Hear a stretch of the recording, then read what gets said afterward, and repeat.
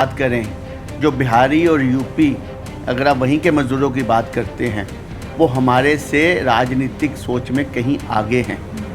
इन लोगों ने तो यहाँ डेवलप होने नहीं दी राजनीतिक सोच।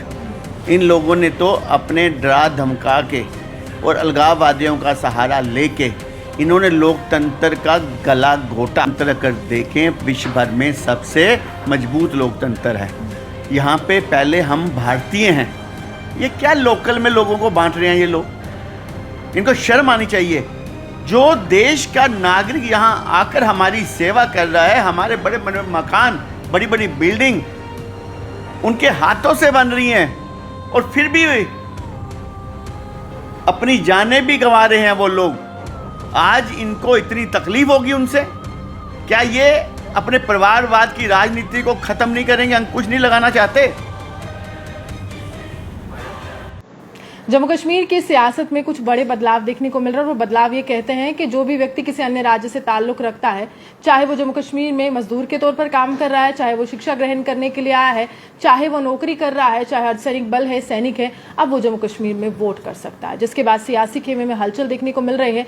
महबूबा मुफ्ती हो, उमर अब्दुल्ला हो, सज्जाद लोन हो, सभी भाजपा पर प्रहार कर रहे हैं, और भाजपा का पक्ष रखने के लिए युद्धवीर सेठी जी मेरे साथ हैं, जो लगातार कश्मीर के नेताओं को आईना भी दिखाते रहे हैं। सेठी साहब, एक बहुत महत्वपूर्ण सवाल है, और वो सवाल आपके 50+ आंकड़े के साथ जुड़ता हुआ नजर आ रहा है। वो कह रहे हैं, उमर अब्दुल्ला का सही तौर पर एक तर्क है कि देखिए, आपको जम्मू कश्मीर के वोटर्स पर क्या विश्वास नहीं था कि जो बाहर से आप इंपोर्ट कर रहे हैं असुरक्षित क्यों? हमें जम्मू कश्मीर के वोटर्स पे विश्वास था, है और रहेगा। पिछली बार अगर सरकार में भारतीय जनता पार्टी आई तो इसी वोटर्स ने हमें जिताया था। दूसरा कि जम्मू कश्मीर के अंदर जो लोग पिछले कई वर्षों से रह रहे हैं यहाँ पर, चाहे ये आज मजदूर कह रहे हैं उनको, चाहे स्टूडेंट्स कह रहे हैं, चाहे वो जवान जिनके कारण आज कश्मीर खड़ा है, जिनके कारण आज जम्मू खड़ा है, क्या ये सोच सकते हैं कि इनके बागवान जो बागवानी होती है, इन मजदूरों के कारण, मजदूरों के बिना कभी वहाँ बागवानी हो सकती है? मुमकिन है। और बात रही वोट बैंक की, 370 हटने के बाद भी इन्होंने हो हल्ला किया था कि ज़मीनें छिन जाएंगी, बाहर से लोग आ जाएंगे, कब्जा कर लेंगे। मेरे को लगता है कि 3 सालों के अंदर ना तो यहाँ नरेंद्र भाई मोदी जी और अमित शाह जी की सोच है कि हम जम्मू और कश्मीर के अंदर दरार है। कश्मीर के नेताओं ने ये इन्होंने घर पे ही अपने तय कर लिया। अगर आप सोच बना के चले, मैं बिहार का रहने वाला हूँ, मैं 3 साल से यहाँ पे मजदूरी कर रहा हूँ, तो मैं बिहार का वोट कटवा के इस बार यहाँ वोट डाल के चला जाऊँगा? ये सिर्फ लोगों को भड़काने है का, कि आग लगाने का बिहार काम हो, करते हैं। उत्तर प्रदेश हो, मध्य प्रदेश हो, या कोई भी राज्य हो, वहाँ के लोगों को यहाँ की राजनीति से कोई इस तरह का कहें कि उस तरह का समीकरण वो समझते हैं, क्योंकि वो तो यहाँ पर मजदूरी करने के लिए आए हैं, काम करने के लिए। उनको सियासत से क्या लेना? राजनीति के विषय में अगर बात करें, जो बिहारी और यूपी, अगर आप वहीं के मज़दूरों की बात करते हैं, वो हमारे से राजनीतिक सोच में कहीं आगे हैं। इन लोगों ने तो यहाँ डेवलप होने नहीं दी राजनीतिक सोच। इन लोगों ने तो अपने डरा धमका के और अलगाववादियों का सहारा लेके इन्होंने लोकतंत्र का गला घोटा। और जिस प्रदेश के अंदर पंचायत के इलेक्शन नहीं होते थे, जिस प्रदेश के अंदर बीडीसी डीडीसी के चुनाव नहीं होते थे, जिस प्रदेश के अंदर कॉरपोरेशंस नहीं बनती थी, ये लोग वो लोग हैं जो आज भी चाहते हैं कि हमारी सत्ता किस प्रकार से कायम हो। 1987 की याद आ रही है सज्जाद लोन को। वो कहते हैं कि 1987 दोहराइएगा मत, ये बहुत विनाशकारी होगा भाजपा के। 87 का जवाब तो 15 अगस्त से पहले लोगों ने दे दिया। वहाँ पर हर गली कूचे में तिरंगा, हर घर में तिरंगा, कितने कितने मीटर तिरंगा। ये तो जवाब इनको मिल चुका है। ये बुखला चुके हैं, अब बुखलाए हुए नेता हैं। इनको पता है इनकी सत्ता हाथ से निकल गई है। इन्होंने इस जम्मू कश्मीर को 370 की आड़ में जगीर बना के रखा था, वो जगीर टूट चुकी है। जो कानून सेंटर के होंगे वो यहाँ लागू होंगे। 800 कानून सेंटर का यहाँ लागू नहीं हुआ था। वो वाल्मीकि भाइयों ने क्या कसूर किया था, वो महिलाओं ने क्या कसूर किया था, जो शादी के बाद अपने पति के घर जाते हैं, कोई किसी भी बात पे कोई मुश्किल आ जाए तो वो अपना हक या खो चुकी थी। वाल्मीकि समाज जो सफाई करता था, पर अपने घर की सफाई इन्होंने कर रखी थी। वोट डालने का हक नहीं था वाल्मीकि समाज को। रेफ्यूजी आप देखें जो पाकिस्तान से आए थे यहाँ पर, उनको हक नहीं दिया इन लोगों ने। इन्होंने कौन सी बर्बादी जम्मू कश्मीर में नहीं की। ना दोबारा 87 आएगा, ये 87 भी इनके कारण आया था।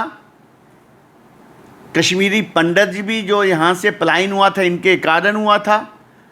बेगुनाह सिखों की हत्या जो हुई वो भी इनके कारण हुई। बेगुनाह हिंदू मारे गए वो भी इनके कारण मारे गए। राष्ट्रवादी मुस्लिम भाइयों को इन लोगों ने मरवाया। इन लोगों ने क्या नहीं तांडव किया यहाँ पर। आज यहाँ पर खुशहाली आने का समय आ चुका है। आज मैं सच कहता हूँ रूहानी जी, आपके माध्यम से, कोई भी इनके ऊपर विश्वास नहीं करेगा। और सेना के जवान जो हथेली पे अपनी जान रखकर यहाँ पे आकर अपनी जान देश की सुरक्षा करते हैं, आज उनके ऊपर भी उंगली डाल रहे हैं, उनके ऊपर भी ये लोग प्रश्न चिन्ह कर रहे हैं। लेकिन ये एक अहम सवाल है। देखिए, मजदूरों को ये कहते हैं नॉन लोकल, ये कहते हैं कि जो बाहर से आए हैं शिक्षा ग्रहण करें नॉन लोकल। लेकिन जब इनकी सिक्योरिटी की बात आती है तब भी तो वही सिक्योरिटी जो ऑफिसर्स होते हैं जो उस तरह से इनको सुरक्षा घेरा प्रदान करते हैं, वो भी तो उत्तर प्रदेश के, बिहार के, मध्य प्रदेश के, पंजाब के होते हैं। तब अपनी सुरक्षा के लिए आगे आ जाते हैं, लेकिन जब देश की सुरक्षा करनी है तब वो उनको बाहर ही नजर आते हैं। हम घमंड करते हैं अपने देश के इस लोकतांत्रिक ढांचे के ऊपर। यहाँ अलग अलग भाषीय प्रांत हैं, अलग अलग धर्म जाति के लोग रहते हैं, फिर भी यहाँ का लोकतंत्र अगर देखें विश्व भर में सबसे मजबूत लोकतंत्र है। यहाँ पे पहले हम भारतीय हैं, ये क्या लोकल में लोगों को बांट रहे हैं ये लोग। इनको शर्म आनी चाहिए। जो देश का नागरिक यहाँ आकर हमारी सेवा कर रहा है, हमारे बड़े बड़े मकान, बड़ी बड़ी बिल्डिंग उनके हाथों से बन रही हैं, और फिर भी अपनी जानें भी गंवा रहे हैं वो लोग। आज इनको इतनी तकलीफ होगी उनसे। क्या ये अपने परिवारवाद की राजनीति को ख़त्म नहीं करेंगे, अंकुश नहीं लगाना चाहते? क्या ये वही पाकिस्तान के झंडे वहाँ लहरा कर खुश रहेंगे? क्या वही डरा धमका कर ये सेंटर चाहते हैं जिनको डराएं धमकाएं कांग्रेस के राज में, और पैसा लेकर ये लोग कश्मीर को चलाते थे?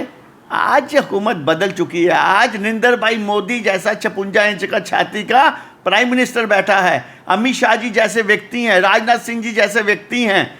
आज वो सियासत नहीं चलेगी।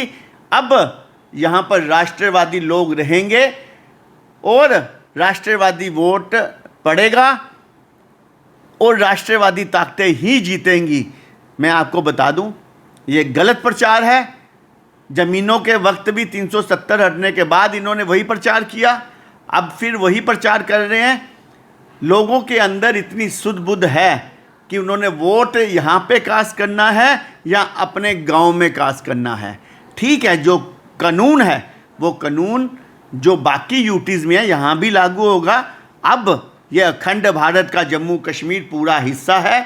एक संविधान, एक निशान और एक प्रधान, जिस प्रकार पूरे देश में था अब जम्मू कश्मीर में भी है। देखिए, साफ तौर पर जम्मू कश्मीर की फ़िज़ा जो है वो बदल गई है। और जम्मू कश्मीर की फ़िज़ा ये कहती है कि अब एक भारत है और श्रेष्ठ भारत है। और कश्मीर के नेताओं को ये नसीहत भी दी जा रही है कि आप जम्मू कश्मीर में इस तरह की सोच जो है वो मत फैलाइए जिसमें बाहरी राज्य हो या फिर जम्मू कश्मीर का निवासी हो। अंत में सब भारतीय हैं। आप यूँ हमारे साथ बने रहिए, देखते थे न्यूज़ ऑन लाइव। जम्मू से रूहानी।